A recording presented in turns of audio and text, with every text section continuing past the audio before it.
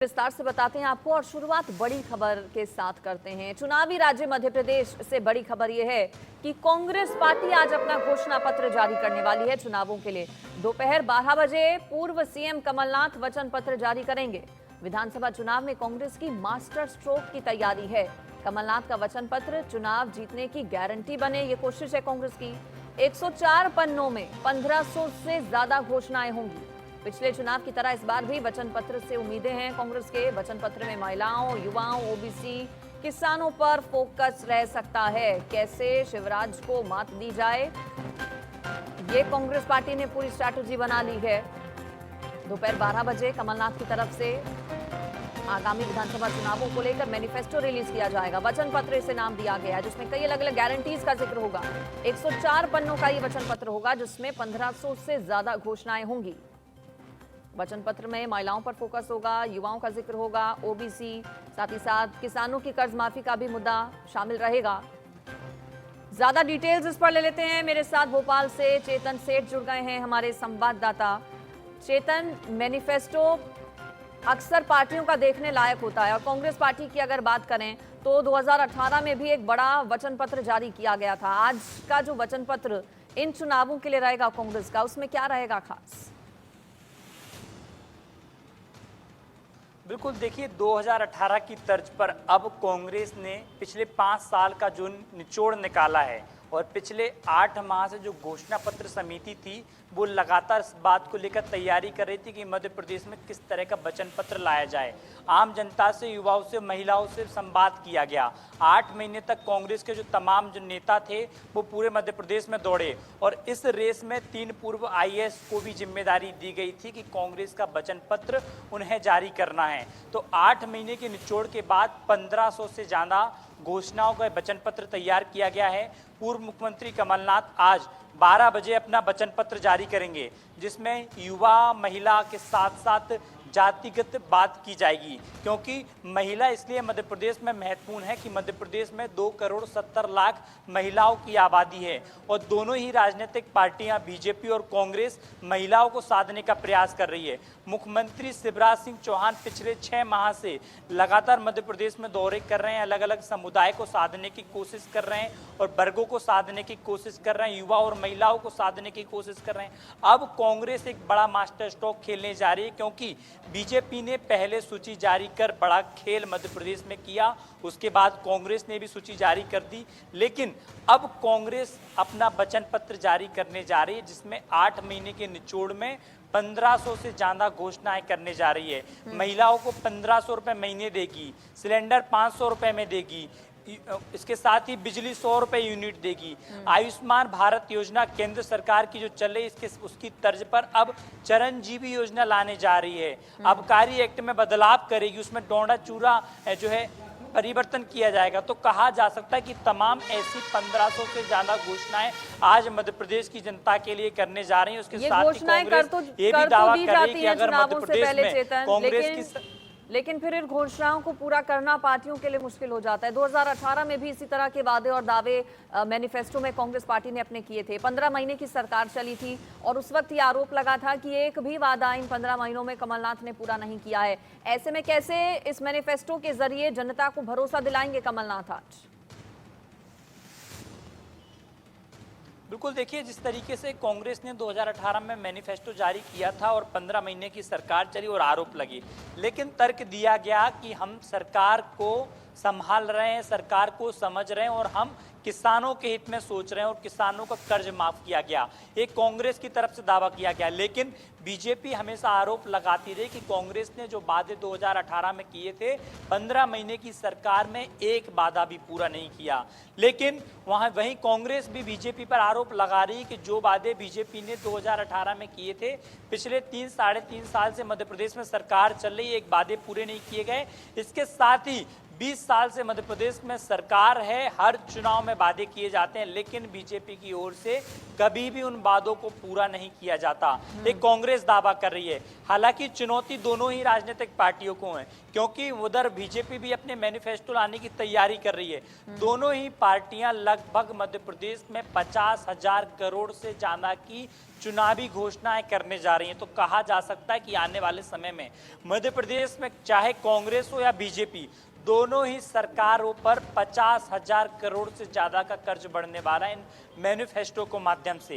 हालांकि कांग्रेस ने जो समझा है अब तक, क्योंकि पिछले 3 साल से मध्य प्रदेश में फिर एक बार शिवराज आ गए और 20 साल से शिवराज सरकार मध्य प्रदेश में बरकरार है, तो कांग्रेस ने तमाम निचोड़ निकाला और समझा है कि मध्य प्रदेश की आम जनता क्या चाहती है, उनकी नब्ज टटोली है, और उनकी नब्ज टटोलने के बाद ही ये मैनिफेस्टो तैयार किया गया है, जिसको कांग्रेस ने वचन पत्र नाम दिया है। कांग्रेस का दावा है कि हम आम जनता से वचन कर सकते हैं, हम घोषणा नहीं कर सकते, हम केवल वचन के माध्यम से उनसे उम्मीद और भरोसा दे सकते हैं कि अगर मध्य प्रदेश में कांग्रेस की सरकार आती है तो इन वचनों को पूरा किया जाएगा।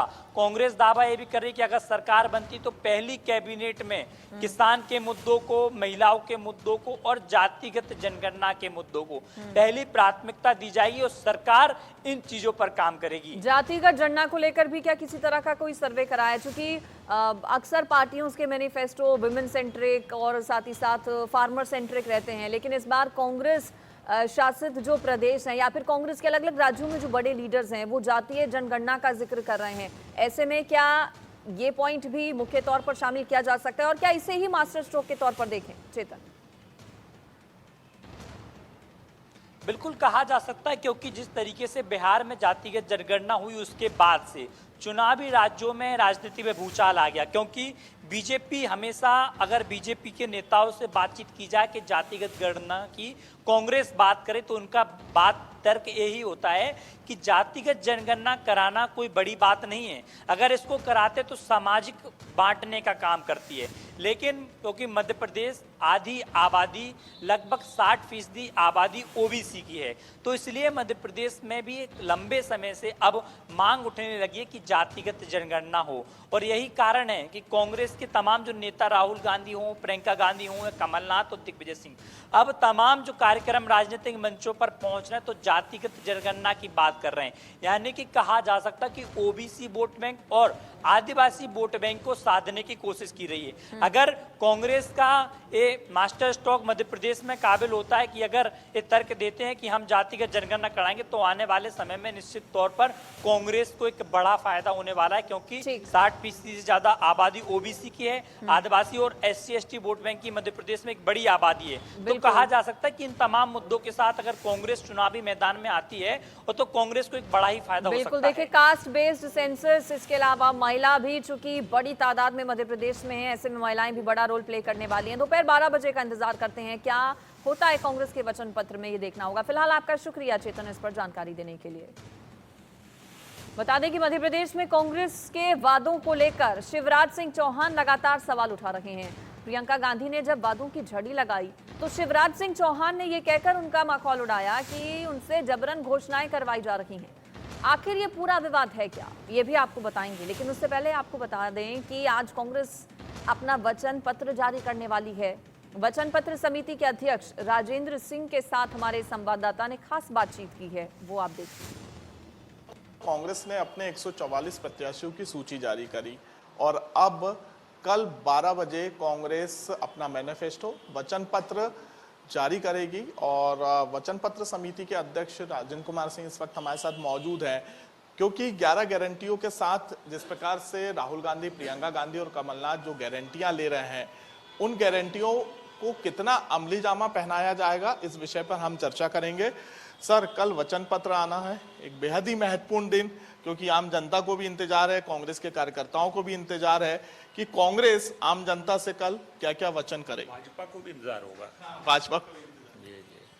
देखिए, 11 गारंटीज की तो आपने बात की, वो तो उसको हमने गारंटी कहा, तो गारंटी के तो अर्थ है कि वो होना ही होना है, तो वो तो दी जा चुकी है। एक गारंटी और प्रियंका जी उस दिन दे गई हैं, पढ़ो और पढ़ाओ बच्चों के लिए, तो वो भी एक महत्वपूर्ण विषय है, क्योंकि ड्रॉप आउट्स बहुत हैं शासकीय स्कूलों में हमारे, और आर्थिक कारणों से हैं, बहुत गरीब परिवार हैं, तो वो बच्चे पढ़ें आगे तक, तो इसलिए ये पढ़ो पढ़ाओ वाली योजना लागू की गई है। और आप जानते हो 8वीं तक 500 रुपये बच्चे को मिलेगा, लड़का लड़की जो भी हो, 8वीं से 10वीं तक 1000 रुपये, और 11वीं 12वीं में पढ़ने वाले बच्चे को 1500 रुपये महीने दिया जाएगा। तो ये भी एक गारंटी ही है, तो आप 12 गिन लो उसको। और बहुत सी चीज़ें तो गारंटीज हो गई, यानी गारंटी का अर्थ है कि ये अब जिस तरह से रिजर्व बैंक के नोट में लिखा रहता है ना, I guarantee that this much payment would be, reserve bank के गवर्नर का, उसी तरह से हमारे पार्टी के नेताओं का ये वचन है, वचनबद्ध हैं इसके लिए। नाम भी हमने वचन पत्र दिया है, घोषणा पत्र नहीं है, वचन पत्र है। मध्य प्रदेश में ही कांग्रेस पार्टी पिछली बार भी कहा था, इस बार भी हमने कहा, तो वचन पत्र ही है।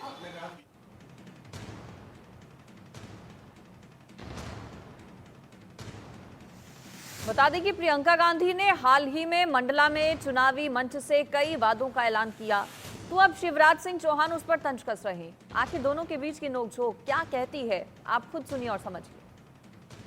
बच्चों की जो शिक्षा है, पहली कक्षा से लेकर 12वीं तक स्कूल की शिक्षा निशुल्क होगी। इस योजना का नाम रखा है पढ़ो और पढ़ाओ योजना। इसके तहत कक्षा 1 से कक्षा 8 तक 500 रुपए हर महीने मिलेंगे, 9 से 10 तक हर बच्चे को हर महीने 1000 रुपए मिलेंगे, और 11 से 12 कक्षा में हर बच्चे को 1500 रुपए हर महीने मिलेंगे। जैसे किसान को कर्ज माफ करने का काम हमने शुरू किया था, उसको हम फिर से शुरू करेंगे। जैसे 100 यूनिट बिजली आपको पहले दिलवाई थी, वो फिर से दिलवाएंगे। 200 यूनिट की बिजली हाफ की जाएगी, बिल हाफ की जाएगी, मतलब उसकी बिल आधी आएगी। पुराना पेंशन लागू होगा। 500 रुपए में आपको सिलेंडर मिलेगा। महिलाओं को 1500 रुपए प्रति माह दिया जाएगा, आपके खातों में आएगा बहने। 5 हॉर्स पावर की सिंचाई की बिजली किसानों को मुफ्त मिलेगी। ओबीसी का आरक्षण 27% तक रहेगा, और जाति जनगणना जिसकी बात मैंने की, वो गिनती जिससे आपको आगे जाकर न्याय मिल पाए, वो हम मध्य प्रदेश में करेंगे। जहां भी 50% से अधिक आदिवासी आबादी है, वहां 6ठी अनुसूची डाली जाएगी। अनुसूचित जाति और अनुसूचित जनजाति के खाली पड़े बैकलॉग पदों पर तत्काल उनको भरा जाएगा। गांधी परिवार ने पहले सबको ठगा था, लेकिन कमलनाथ गांधी परिवार को ही ठग रहे हैं। कल जिस तरह से प्रियंका जी से घोषणाएं करवाई गई, मैंने वो वीडियो देखा है। कई घोषणाएं करके बैठ गई, बोले एक और करो। अच्छा, पता नहीं बोलने के पहले उन्होंने पढ़ा कि नहीं पढ़ा। और मैडम बोलती है कि अभी अभी एक और घोषणा मुझे बताई है, कक्षा 1 से 12वीं तक बच्चों की स्कूल की शिक्षा निःशुल्क होगी। और फिर भाषण शुरू हो गया। फिर कमलनाथ जी फिर टोक रहे हैं प्रियंका जी को और करेक्शन करा रहे हैं। तो प्रियंका जी कहती आप ही बोलिए, वो कहते नहीं